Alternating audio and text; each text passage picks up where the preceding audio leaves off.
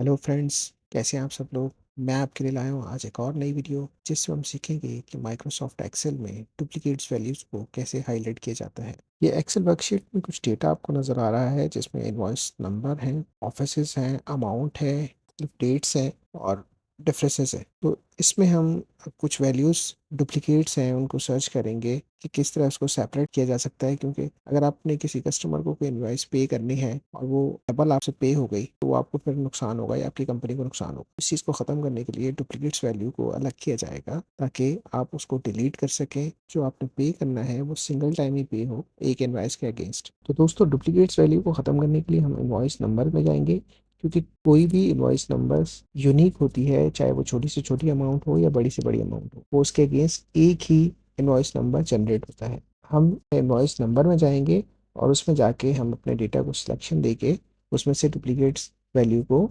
Separate कर लेंगे। पहले हमने जो है इनवॉइस नंबर का जो कॉलम है उसको हम सिलेक्शन देते हैं। इसी डेटा को सिलेक्ट करने के लिए हम माउस से भी इसको सिलेक्ट कर सकते हैं और शिफ्ट कंट्रोल डाउन एरो के जरिए भी हम अपने कॉलम को सिलेक्ट कर लेंगे।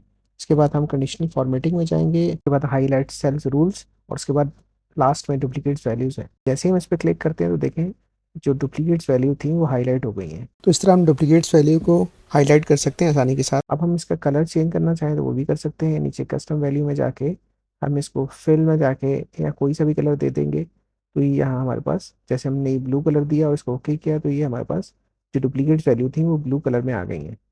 जी दोस्तों, ये डुप्लीकेट्स वैल्यू जैसे हमारे पास आ गई हैं और डेटा हमारे पास अगर बहुत ज़्यादा है तो हम चाहते हैं कि डुप्लीकेट्स वैल्यू को कंबाइन कर लें। तो उसके लिए हम पूरे डेटा को सिलेक्शन देंगे। सिलेक्शन देने के बाद सॉर्ट्स एंड फिल्टर में जाएंगे और फिर कस्टम सॉर्ट्स में जाके जैसे ही हमारे पास ये विंडो सामने आएगी, सबसे पहले हम इनवॉइस नंबर सेलेक्ट करेंगे।